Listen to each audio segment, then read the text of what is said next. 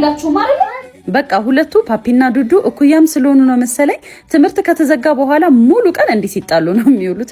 ያው ትምህርት ከተዘጋ በኋላ ልጆች ቤት ሲውሉ ወይ ስልክ ላይ ናቸው ወይ ቲቪ ላይ ነው የሚውሉት። መብራት ከጠፋ ደግሞ መጣላት ነው ስራቸው። እና ይሄንን ክረምት ለምን እንደባለፈው አመት ሰመር ካምፕ አላስገባቸውም ብዬ ጉዟችንን ጀመርን። ያው ያለፈውንም ክረምት እዚህ ነው ያሳለፉት። በጣም ወደውት ስለነበረ ዘንድሮም እዚሁ ነው የመጣ ነው። እዚህ ሲሆኑ ከስክሪን ይርቃሉ፣ አእምሯቸውም ዘና ይላል።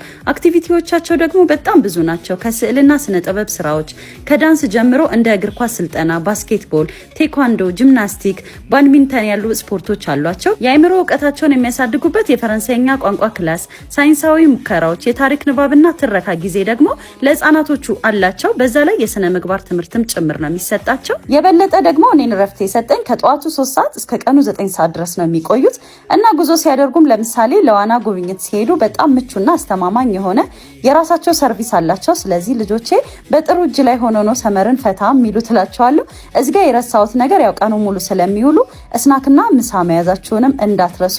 እናንተም ክረምት ልጆቻችሁን የት ላቆይ ምን ላስተምራችሁ ብላችሁ ስታስቡ ሚናሮል ህንፃ ላይ አንደኛ ፎቅ ላይ ወደሚገኘው ሩ ፊትነስ ሴንተር አስመዝግቧቸውና ሰመርን ዘና ይበሉ እና እናንተም ረፉ እላችኋለሁ። ስልካቸውን ከላይ አስቀምጥላችኋለሁ። እንዲሁም የቲክቶክ አካውንታቸውን ከስር ሜንሽን አረግላችኋለሁ። ወዳችኋለሁ። ባይ